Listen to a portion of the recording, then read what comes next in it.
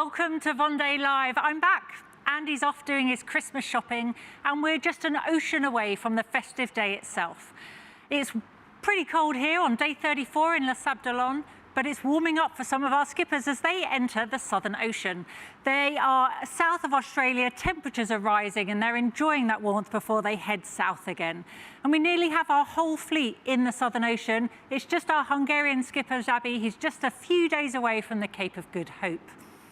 Now, we're enthralled by this race, and we are really, really lucky with the amazing content that comes off the boats so that we can have that front row seat alongside our skippers as we enjoy the activity.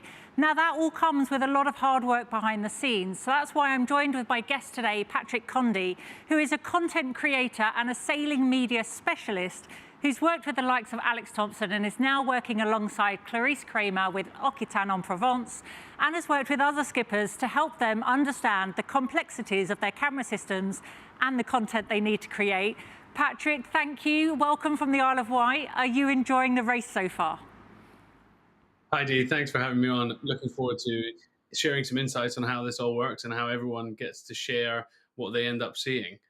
This race so far has been very interesting in many fronts, but from us, this is the first time that the Starlinks have really been used in anger in this race, along with some of these camera systems. And I'm looking at every team and every boat coming away with some amazing content, not just the guys at the front or the back or everybody has some great stories to tell. So I'm enjoying that bit so far, and hopefully we can talk a bit about it today and see some of it in action.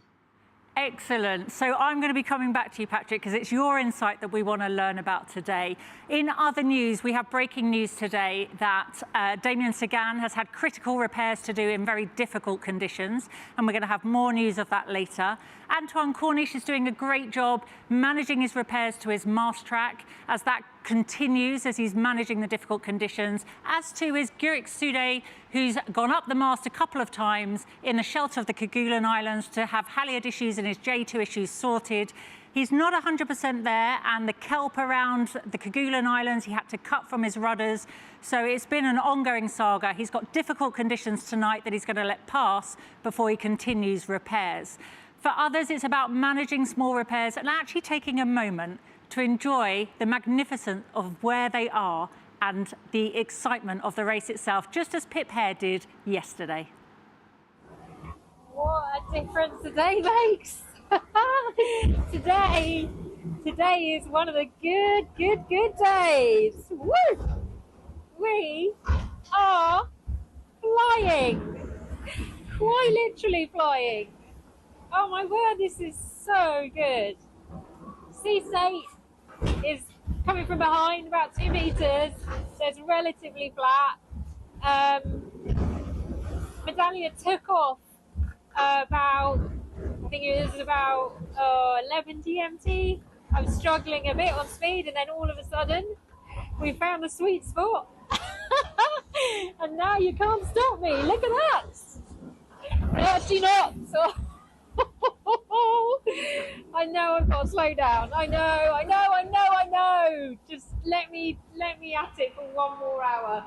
The smile is infectious, and in fact, Pip Heer on board Medallia has passed her second Great Cape just before we came on air today. And she certainly is enjoying herself, as is Sam Davis and Sam Goodchild, who consumed the last of their fresh fruit today, an orange. So, Patrick, you've been following the race really closely.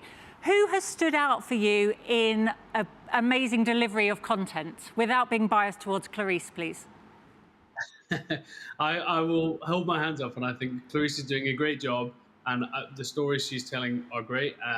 But one of the standout people for me alongside her has actually been Jan Rashom. The way that he is showing us on board his boat and the outside and a use of the camera systems, a bit of how he's living, those kind of things, that for me is really standing out. And we're seeing that he mounts his cameras, the phone in other places, and he just gives those few other little insights. And then the other one for me who stands out is Tongi, Clarisse's husband, who his camera angles are good, but also you can really feel the story, and you can see he does a very good job of showing the joy and the excitement or the hard times in his videos that he comes out every day. But the weekly one that wraps up is very nice. And I think you see with Johan, you get the full picture of what's happening, and with Tongi, you really feel the emotions of it all. So those two guys, outside of Clarissa, the ones I'm watching the most. Well, somebody that I know you've worked with is Oliver Heer, helping him set up his cameras and his systems. And if we look at where he is in position, he's 31st at the moment, and we can see him there on the chart. He's sailing alongside Kajiro Shiriashi and Antoine Cornic. And he's just entered some weather, and I'm delighted to ask Ollie now, is all good on Toot Good, Ollie? Yes, everything is going very well on board. I am just getting ready for another very, very windy night. So yeah, but I can't complain. The boat's in good shape. I'm in good shape. We're taking it quite easy, and all good. Well, you said to us in your previous video that you had chance to have a sort out and a check of the boat. You looked after yourself by eating and sleeping. And then you thought that this wind that's filling in is now going to take you all the way to south of Australia. Do you feel that's still the case when you looked at the weather today? Yes, absolutely. So my ETA is 5.5 days to Cape Lewin, realistically. And the latest routing gives you an average wind speed of 32 knots until I'm there. So tonight I'll see mean wind speeds of just over 40 knots in the grid file, and the same again on Monday night. So it barely ever drops below 30 knots in the next couple of days, but that's okay. I'm ready for it. Oh, that's really positive. And we know the Indian Ocean can be tough. Has it lived up to your expectations, or are you looking forward to experiencing the Pacific now? Yeah, I think now after almost 2 weeks here, I'm kind of, I wouldn't say done with it, but I see what the Indian Ocean can deliver, and it definitely delivered. Now it's time to close this chapter and open the chapter of the Pacific. Well, Godspeed to Cape Lewin for you for that to happen. And today, my guest on the show is Patrick Condy, someone I know you know very well. And he wants to say hi and ask you a question. Hey, buddy. Great to see you. Dee's stolen my line by saying, is it all good on Toot Good? Which I have to say everybody is loving hearing every time we see your face. So please keep that one up. But I wanted to ask how you're finding playing with the camera system and how you're using them down there. We've seen some great videos from you, but are they holding up to the weather? Oh, yes, absolutely. I think, before the race at the beginning of the year, we had to make a decision what kind of system we install. And given the kind of budget restraints a lot of the small teams have, we chose some Axis camera with a system where I can manage it to record videos, but also to do live calls. And it's really simple. And now after 40% of the race done, it still works really well. If I now swap to, for instance, the outside camera underneath the radar, or the pit camera, or the camera in the antenna form, it's just really easy to manage it, because I'm not an IT geek. Well, I know I can feel your pain with that, Ollie. I'm the same. You need it to be super easy, because the last thing you need is more complexity when you're trying to race a boat fast. Just thinking of the days ahead, you'll be in the Pacific Ocean for Christmas. What else is on your Christmas list? To be fair, I'm not really in the Christmas spirit yet. It seems to be quite far away. But my team gave me a little advent calendar with some Swiss chocolate in it every day. So that's a treat. And then I do think I have a couple of presents on board. And I think I even have a Christmas jumper on board. So yes, there will be a bit of Christmas on the boat. But to be fair, the focus is on sailing the boat efficiently and safely, and that won't get in the way just because it's Christmas. Well, I'm glad you got the Swiss chocolate on board for Christmas. That's the true way to celebrate. And you must be happy with your position. You know, you're happy with the boat, you're happy with yourself, and you're alongside some foiling boats. And I can see you regularly just being consistent in performance and moving up the rankings. Well, yes. I mean, we're probably the team or one of the teams with the smallest budgets. And if someone would have offered me to be in this position right now in the race, I think I would have taken it. I'm just playing it. I'm playing it very safe. Whenever I have to make a trade-off between speed or safety, I choose the safe route. Same now after the call, I will go up on deck and I'll actually get my storm for the first time this race, because it's still a long way to go. And as you say, I'm in the middle of the Deckerboard fleet. I've got some boats close by around me, and once I think all the big depressions from the Indian Ocean are behind us and we are past the halfway mark, then I also feel a bit more, I don't know, how should I say, a bit more comfortable to just dial it up a little bit. But right now the boat is still in top nick. I don't have a single issue on the boat. Personally, I'm in good shape. I don't have an issue. So no, it's a good place to be in. Absolutely. Well, it's fabulous, Ollie, and I really appreciate you spending time to come live on the show and give us the update. We wish you fair wind, safe sailing, be safe, be fast, and we'll speak to you soon. Thank you very much. Have a good one. Have a good one, Condy. Cheers. Bye-bye. Well, somebody else that also knows what it's like to be in the Southern Ocean for the first time is Benjamin Ferret, and I spoke to him to see how he was feeling, how he was getting on, and if he was happy with his positioning. I was able to do a great job for the last 24 hours. I was quite fast, and so I was able to stay with the big Bertha, with the big depression, and stay with speed and with wind. So I catch the other group with all the foilers. I'm happy about the tries in the Indian Ocean. I find it quite well. For the first experience in the South Ocean, yeah, it's it's very new. Sometimes I'm very euphoric, and sometimes I'm very afraid. Well, it's always a balance of being euphoric and being afraid, as Benjamin says. But they're sharing this content with us. And Patrick, I wondered if you could kind of explain a bit more how they do that. We had some wonderful camera angles from Ollie, but I know you've got the inside track on how they make that happen. Yeah, so of course, the system that we've installed on Ollie's boat, as he mentioned, runs from essentially security cameras that are used in harsh outdoor environments. And the bit on the other side that helps run it is a piece of software, one of which is, it looks like this. It looks lots to look at, and it can be fairly complicated for us to see, but the skippers will see a view like this. You see here, I have some stock footage of Clarice in there. So this is what the skippers will see as it's running. And you can see, they see in the bottom side, they see their other camera angles that they can choose from. And then the right-hand side is what is happening on the preview there. And so they're able to switch between other ones down here.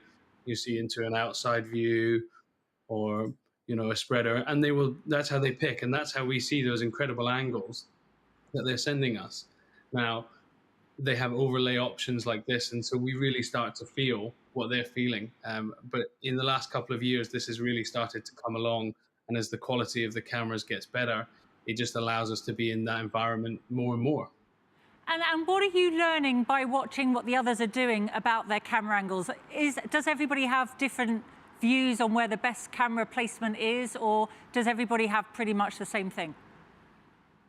Everybody has mostly the same thing. There are only so many places on board these yachts where you can fit them in. So, for instance, these ones on the outer spreaders here are unlikely to last the whole way so far. They are lasting very well, and we haven't lost any on board L'Occitane, and others have done so far. Okay, there's a particular view, which I unfortunately don't have here, which is Alan Rohrer has on top of his spreaders, on top of the very top of his mast. Which I think is a particularly interesting shot, you're seeing all the way down. And they have an interesting double use. Shots like that, we know they're using them from a technical perspective as well to see if the locks are all the way up on the halyards. So these cameras are really hitting a double use. But for us in the content, they're really starting to immerse us. And one of the interesting facts is that some of these cameras are recording. There's a system in place with a documentary team at the moment where they record some of the time without the skipper knowing. So they'll come on and record, and at the end of the race, we use that, and that will go into a documentary that we see at the end. Wow, that is like Big Brother's watching you. Well, I know somebody that wished Big Brother was watching over him is Damien Seguin. Last night, in pretty strong conditions, he was sailing with 3 reefs and a storm staysail on a port tack, and he broached out to windward, he rounded up, and in that process, he actually pulled out the chain plate from his deck, leaving a hole that he's had to repair. And he's done a semi-repair because he's got strong conditions now. He became injured whilst doing it, and he hopes that after the next 24 hours, he'll have conditions that will be more favourable to really check that repair with the advice from his team. But here's his story about last night. Hello, j'ai une petite tête, hein. C'est la petite tête à bord de groupe Apicile. C'est sûr que j'ai pas vécu des moments très sympas ces dernières heures. J'ai arraché une cadène sur le pont du bateau, donc j'avais un trou qui prenait l'eau dans la soute à voile, donc il a fallu que j'étanchéifie tout ça par l'extérieur. Déjà c'était pas simple, dans des conditions de 40 nœuds de vent, avec des rafales un peu plus fortes, et puis surtout une mer importante. Là je dois avoir 6 mètres 50 de vagues. Et puis en plus dans tout ça je me suis fait mal. C'est pour ça que je porte une minerve. Je me suis fait un choc aussi sur le genou, voire une entorse du genou. Enfin voilà, c'est pas la joie, d'autant que les conditions, j'en ai encore pour à peu près un peu plus de 24 heures de conditions difficiles. Donc voilà, le bateau lui il va relativement bien. Là par ce trou, pour l'instant il tient la route, mais il faut que je fasse des manœuvres pour longer la zone des glaces. Donc voilà, encore une fois c'est pas simple, c'est pas la situation dans laquelle j'aurais rêvé me retrouver à ce moment-là de la course, enfin il y a un autre moment d'ailleurs.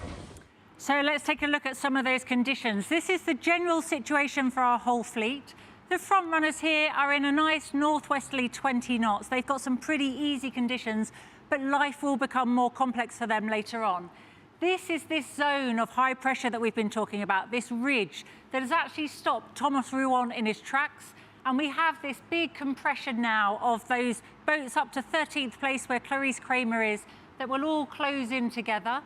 Chasing that down on the edge of the ice gate that has just passed under Cape Lewin today is Pip Hare with Romain Antonacio that have been really playing a cat and mouse game continuously. This is where Damien Seguin is talking. He's right on the edge of the ice gate, which is why he had to do a manoeuvre. He's in the middle of this low pressure, which is why the conditions are so difficult. And that's really critical now. We've been monitoring his progress as he's been dealing with his issues. The rest of the fleet, the daggerboard fleet and the boats behind, are really coming in now with a nice angle towards the ice gate. We've got a little ridge here of high pressure, but these boats will all come in nicely without any drama. And if we look at the front of the fleet, we can see this play out and this ridge here in more detail that's going to stop those boats chasing with the front pack. This is where the big break's going to happen. And then the bottom of the fleet, the back of the fleet rather, they're all coming in, and there's going to be a real big compression here at the edge of the ice gate. So that's the weather. And somebody who's in this main group coming in towards the ice gate is Giancarlo Pedotti, that told us about the weather firsthand. Here we are still in the Indian Ocean. The boat go very fast right now, and the scenario is always the same. We go in direction Cape Lewin with big low pressure behind us that push very, very strong. Right now there is the bigger behind me that arrives slowly, and I'm going into the north for take less strong. Then I hope that I can begin to go south for approach Cap Lewin. Of course, the life right now on board is not easy. Everything is difficult. Sleep, eat, everything. Just also stay stand up. But so, this is the situation in this area. So, thank you very much for following me. Here on board of Prisma, everything is good right now. Well, we're glad it's good. And looking from the back of the fleet forwards today, we've got Sabi, just literally a couple of days from the Cape of Good Hope, entering the Southern Ocean for the first time. Just reminding you, these red marks indicate the foiling boats, and the non-red marks are the daggerboard boats. And we've got Ollie Heer here that we just spoke to. Moving up the fleet, we've got this very close group that have been chasing down, that are heading towards the ice gate there. And then we've got the cat and mouse game of Pip and Roman, who are literally within sight of each other, 3 miles apart, and they've been literally back and forth over the last couple of days. And then we've got this group of 13 through to Thomas Ruon in fourth that are all going to compress because they've got a big blocking high pressure. And then at the front of the fleet, Charlie Dallin still continues to maintain his lead and control the game. But second and third place have actually been within sight of each other. They are that close. Take a look. Et dans le Pacifique.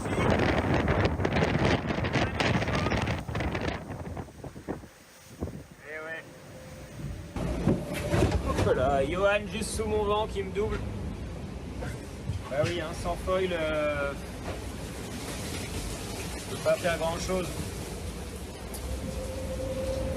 Là voilà. Troisième. C'est pas ce qu'il y a de plus agréable de se faire doubler comme ça, c'est un peu injuste, mais ça fait partie du jeu. Voilà. Il va se passer encore beaucoup de choses dans ce Vendée. Halfway around the world, but there is still half the race to go. As he says, a lot can happen. But somebody who's not within sight of anybody, and if we look at the position on the map of where Jingkun Xu is, he's there sailing on his own in slightly lighter conditions. But I had a chat with him today to make sure that he was still enjoying his racing and happy with his position. No, I believe no one would enjoy such strong winds and big waves. In fact, sailing in this kind of condition for a long time is very stressful. But it's one of the unique charms of the Vendée Global. Okay, Jingkun, from your track, you are a little more south than your competitors. Are you happy? Is this your opportunity to close the gap? Yes, I'm very satisfied with my current route choice.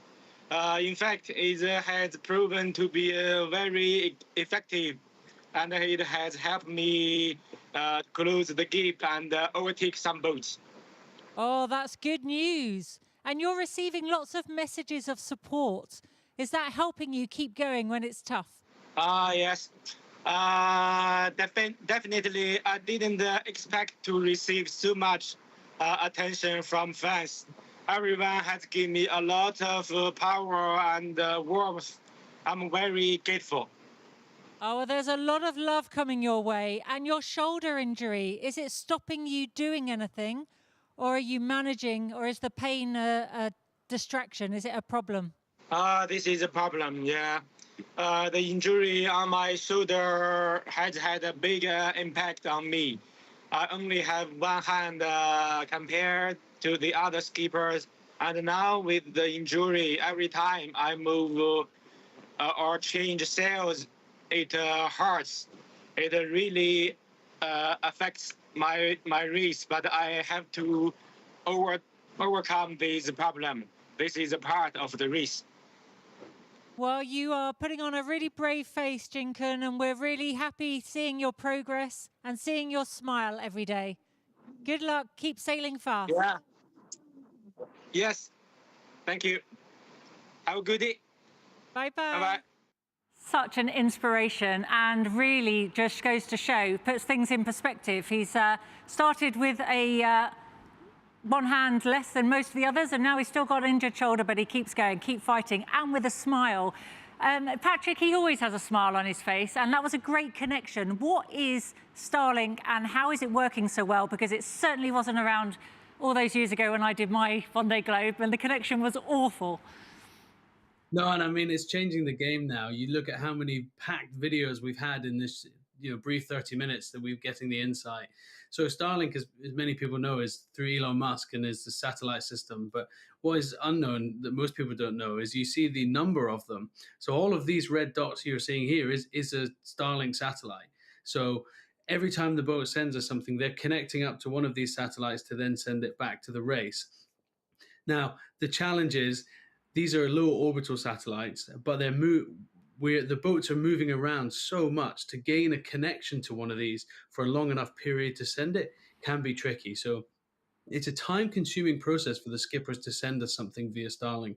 You imagine these guys are out there, guys and girls are moving around, as you see on the videos, and this satellite is trying to point at one in the sky to line up and send some information. So it takes itself some time. So they turn these things on about 45 to an hour before they need to actually start sending or have a live connection. But it's changing how we're going, and it will continue to be the future, I think, of ocean racing and content.